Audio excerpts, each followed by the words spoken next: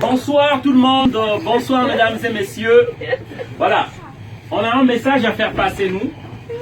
Je suis monsieur Ngoumad Mongoubi Donald, un panafricain. Alors, le message que je viens faire passer ici, comme vous le constatez, j'ai un gilet jaune. J'oubliais aussi de dire que je suis membre d'un parti politique en France ici, la DER, la démocratie représentative. Alors, le message que j'aimerais faire passer ici, c'est par rapport au gilet jaune. C'est bien beau, et je comprends que les Français se plaignent qu'il y a trop de taxes.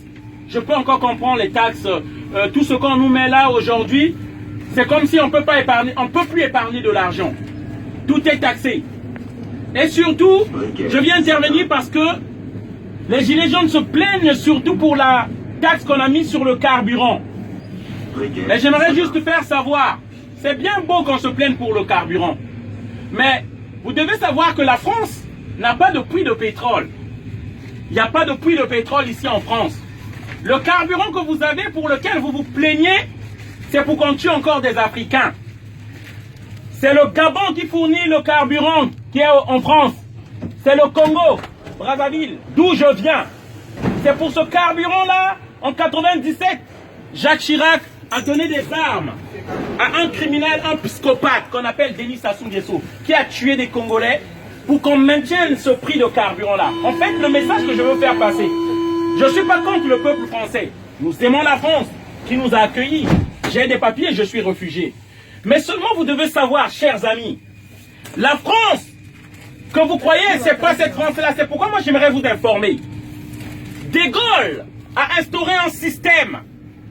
Charles de Gaulle, votre héros, chez nous c'est un génocidaire, un criminel. Charles de Gaulle, au Cameroun, il a tué plus de 400 000 personnes. Le massacre des Bamileke, pour imposer un président dit-on ami de la France, un dictateur. Amadou Ahidjo. Charles de Gaulle, en 1963, janvier, fait assassiner Sylvanus Olympio, le premier assassinat de la France-Afrique, au Togo. Mitterrand, lorsqu'il arrive, il fait tuer Thomas Sankara au Burkina Faso. Renseignez-vous. On tue en fait tous nos frères patriotes qui aiment nos pays pour nous installer des marionnettes, des dictateurs, des préfets de l'Afrique, de la France en Afrique. Ceux-là qui doivent maintenir les prix des matières premières. En fait, les contrats qu'on a signés depuis les indépendances, ils veulent que ces contrats-là restent les mêmes, alors que la démographie a fait qu'il y a plus de population dans ces pays-là. Il y a plus de demandes. Et d'où je vous explique l'immigration dans ce pays-là. Pourquoi les gens viennent? Mais c'est parce qu'on maintient ces peuples-là dans la misère. C'est la politique de la France-Afrique. Ça, ces immigrants qui viennent ici, ils viennent chercher leur argent.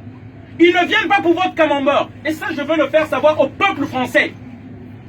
Ces gens-là sont victimes de vos élus. Ces gens-là que vous élisez.